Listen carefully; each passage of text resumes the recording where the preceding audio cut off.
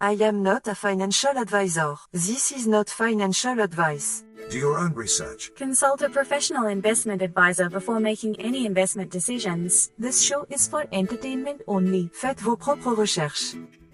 Here we are in another episode of the Simple Success Podcast. And this is financial life coaching from a happiness perspective.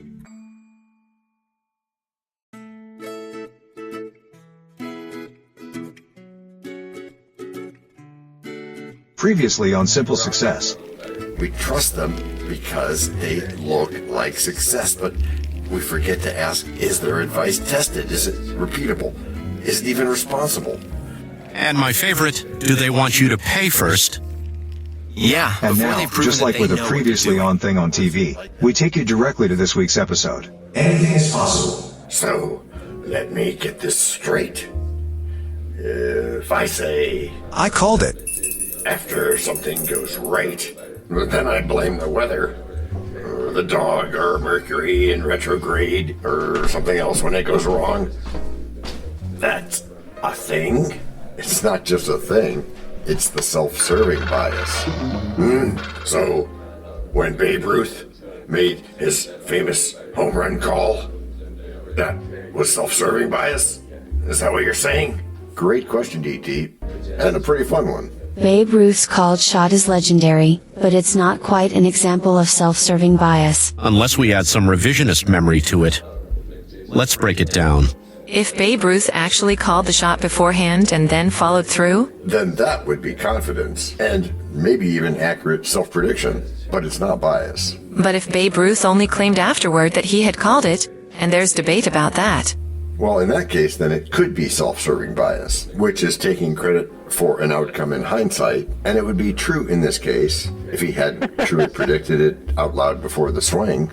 So if the claim came in after the result, And was to boost reputation. correct, then yes, that would be self-serving bias in action, because we love to take credit when things go well and shift blame when they don't.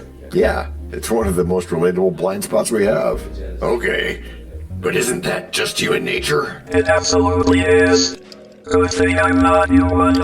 Nor do you like nature, Zarvox. But recognizing our blind spots can make us better at decision making. Sort of like the sports analogy, which I know must be coming. Oh, that's right, you do know me a bit. Not that such as hard, my inflatable domicile of doom. Glad to be of service. So get to it then. The sports analogy? Oh, the racquetball part. Yeah, the racquetball part.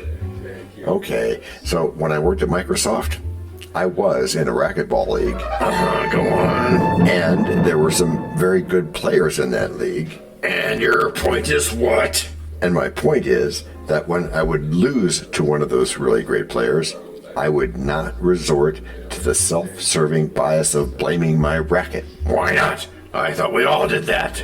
Well, we do, but things weren't even close in this case. So there was nothing practically in it for me. So, with him, go on.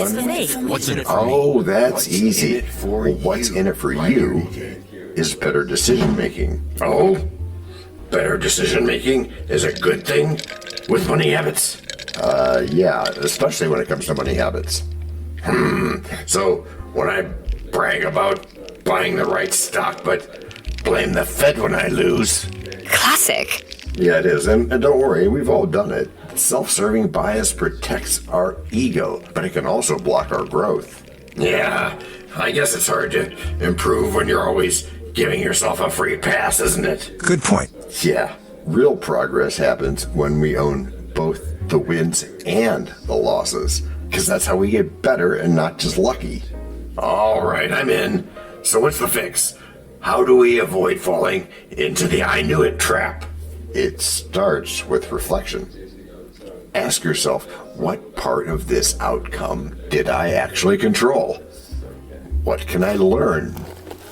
Whether or not it went my way.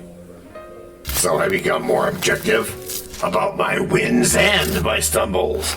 Yeah, that's right. And the cool thing, that kind of mindset builds long-term confidence, not just quick ego boosts.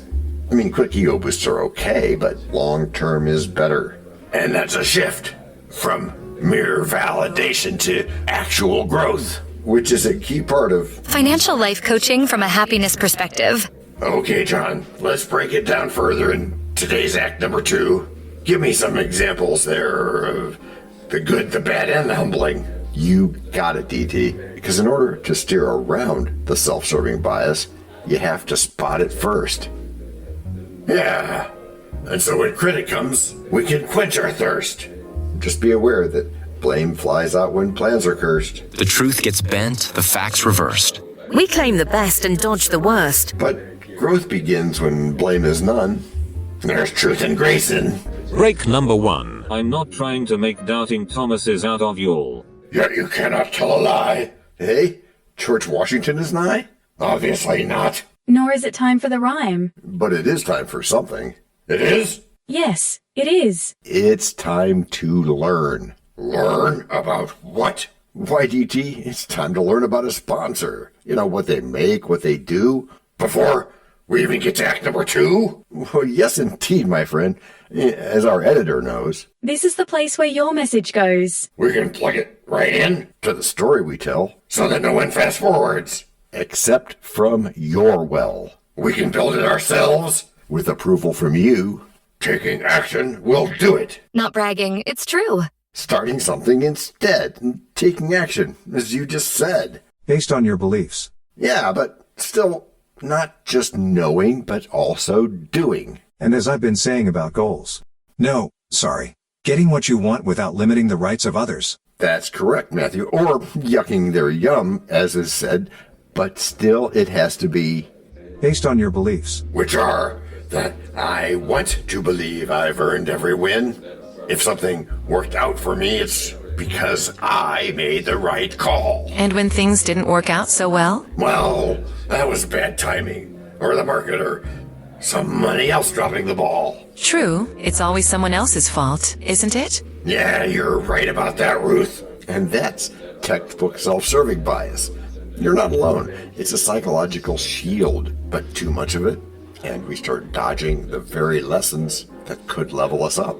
So we're not just protecting our ego, we're limiting our potential. Yeah, take investing for instance. Well, people will credit their gut instinct when a stock pick pays off, but if it tanks, they blame the Fed, like you just said, or the media, or their brother-in-law who gave them the tip. Guilty. Totally guilty. I've done that. We all have. But imagine this. Someone tracks every investment they make in a journal. What they were thinking. Why they acted. And then, when the result comes in, they actually checked if it lined up with their reasoning. That's genius. Like building a feedback loop, which you totally control. Because genius only is as genius does, though. Write that, my liege. And that is financial accountability. You know, it does kill the bias because you're forced to look at what really happened, but that's better than trying to look at what you wish happened. So how about something outside of finance? Okay, sure. Let's talk careers. Ever see someone get promoted and they say, I earned it, but when they're passed over, it's because of office politics or bad management? Yeah. Well, that's self-serving bias at work again. Oh, so the trick is to ask, what part of this was mine? Even if it stings a little. Yeah, because that's how you learn, and even in bigger things. Instead of wondering why some supreme being allows children to die, take responsibility. Doing that isn't blasphemy, it's saying that the buck stops here. Soapbox mode off. Okay, real talk. What about Babe Ruth's called shot that we were talking about before? If he really didn't call it until after he hit it, is that bias too? That would be. You nailed it. If he claimed the call after the fact, especially to boost his legend, as Olivia said, that's retroactive credit. And that would be a very famous case of hindsight bias mixed with self-serving memory. It's wild how natural this is, but I guess natural doesn't always mean helpful, does it? Yeah, that is a different show. Perhaps we could talk more about that. But for now, self-awareness isn't about being hard on yourself. It's about being honest enough with yourself to get better. And it feels good, actually. A special kind of being kind to yourself. Taking ownership without the drama, like, hey, I got this part wrong, what can I learn? Yeah, and while it might feel a little weird at first, it's going to feel really good in the long run. That's how people grow their emotional intelligence and how they build real resilience. Even Mr. Rogers taught that stuff. It starts with owning your part of the story, and at least in this case, focusing on financial life coaching from a happiness perspective. All right. I want to hear some success stories as we close out today. People who, faced the bias and learned from it and came out stronger. You got it. That's what we're going to dive into in Act 3. Cool. Where we take the win and toast with glee. But dodge the fault when things won't be. Because we shape the tale to feel worry-free? Yeah. Blaming chance or destiny. But honest paths mean blame is through. So growth begins in break number 2. We know a lot about you already because we know ourselves. For example, we know that you know how to listen to our podcast. We also know that you probably know how to subscribe. So as soon as you're done with that, tell us your story. We have ways you can contact us. It involves a special link where you can leave us a message. We may have an email address for you as well in the future, and we'll let you know if that happens. The reason for subscribing? I thought you'd never ask. When you subscribe, you automatically download all future episodes of that podcast. It just happens in your player without you having to go search again. How cool is that? This means better rankings for the podcast, more attention from advertisers, and more money. And this means more and better stuff for you. So your motivation is simple and easy. Subscribe today, whatever app and from whatever place you like. And don't just try to subscribe. There is no try. There is only do. We're changing the way we look at things, and remember, that's good. Eso es buenísimo. Also remember, this is financial life coaching from a happiness perspective. Coaching happiness. Our call to action is right in the show notes. Find it, and you win too. Can I simple that? Por supuesto. Of course. Just simple it. Please make sure your seat belts are fastened and your tray tables are in their upright position. And make sure simple is a verb like Google is a verb. 我们回来了. That's we are back. Okay, John. You promised me stories. We are back. So let's hear them. People who faced down the self-serving bias and came out wiser. Gladly. Let's start with Ava. Yeah, well, good idea. Ava is a mid-level analyst who used to take credit for every team win. You know that type. And she quietly deflected anything that didn't go well. Yeah, I do know that type. But after getting feedback, she made it a habit to write down what she did and didn't do after each project. Within a year, she was leading teams and mentoring others on reflective practice. That's next level growth, but I imagine it took humility. Absolutely. And intention. She had to trade short-term validation for long-term credibility. All right, who else? There's Marcus, small business owner. Also a good choice. After blaming external forces for a rough sales quarter, Marcus went back through his CRM and realized his follow-ups had dropped by 40%. Painful? Yes. But he shifted course and had his strongest quarter yet. That's empowering. It's like you can't fix what you won't admit. True that. But admitting isn't weakness, it's leadership. There's a great saying that while the mark of a good leader is making everyone aware of their greatness, the mark of an outstanding leader is making everyone aware of their own greatness. Ooh, don't pull any punches there, John. Never have, not planning to now. You know, I caught myself mid-sentence a few times lately, about to say stuff like, well, that wasn't my fault. And then I stopped, and instead I asked myself, wait, what part was? What part was my fault? Well, answering our own questions instead of just asking them, that can really do things. That can, that's for sure. And that pause before you said that, that's the power tool. It makes space for wisdom. You may have noticed that one of the biggest advances in AI lately has been the ability to pause and think more. And people respect you more when you own things like that, especially your own actions. It builds trust. It does, especially in teams and in families. So what's the final takeaway here? The final takeaway is that self-serving bias is human. We still want to avoid it, but it's human. But owning your whole story, wins and mistakes, that is mastery. That's emotional wealth. And one very important piece of that is to have financial life coaching from a happiness perspective. Correct. Not by pretending that losses don't happen, but by learning from them. That's the path forward. That's the path to simple success. I'll toast my humility to that. Which is how you've all gotten good. Gracias por escuchar. Salut. À la prochaine. No robots were harmed in the making of this podcast. No dogs were shot either. This podcast and our other podcast are productions of Little Red Hen Industries. Part of the Sonic Boom Network, where we do the hard work for you. And Rishi helps our hen bake the bread by giving credit to these great people. Techno King, John Brandy. That's me. Alter Ego, Doubting Thomas. And that's me. Fact Checker, Napoleon Bonaparte. Social Manager, Abraham Lincoln. Always on the internet's inner tubes whatever. Media Expert, Augustus Caesar. Psychologist, William James. Sound Designer, Les Paul. Thank you for inventing multitrack. Language Consultant, Leah, the French do-your-own research lady. Cough, cough, cough.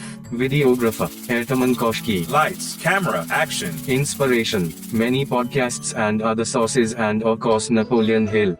Additional inspiration and thanks go to Steve Jobs, Joseph Allen, Charles Darwin, Leonardo da Vinci, Henry David Thoreau, Abigail Adams, Jonathan Livingstone Seagull and the Stick Figure. Quick disclaimer here. Many sentences contained in our podcasts are of a very dangerous length and were performed by highly trained vocal practitioners. On no account should inexperienced life forms attempt to imitate them without proper medical, jaw, and lung supervision. And before we forget, you can also subscribe to both podcasts, join the community, and benefit from many of our techniques, including financial advice, patience, practice, and even podcast production for your ideas. Of course, you'll have to head to the show notes, either on your phone or on the web, to get the links and stuff. And all those clickable links are in the show notes. Hey, Emma, do you, Samantha, and Daniel want to tell us a bit more about this stuff? Sure, the artificial intelligence or AI voices that you hear in our work are offered up by Google, Amazon Polly and OpenAI. They don't sponsor us yet, but we love what they do and we just love what AI can do when lovingly crafted. Finally, you can find us through our network. We happily consider guests and consider guesting on other people's shows. That sounds like a really old school computer voice. I'll call it Zarvox. It's definitely not Samantha, or any other modern AI. Yeah, I'm not feeling well today. Our music comes from Cube by Ben Sound and from Piano Background by Nick Simonados. Thanks also to AI MuseNet, Suno.ai, Audio.com, Phrase.io, ElevenLabs, and Ace Studios. The sound effect credits go to Jackson Academy Ashmore, Canoe CG, Dr. Jekyll, Joe Payne, Everything Sounds, MK Play More Stories, ERH, Sand Emotions, Big Pickle 51, and Just Kidding. Yes, that's his or her name. All on freesound.org. Also, languages are the bomb. Paul.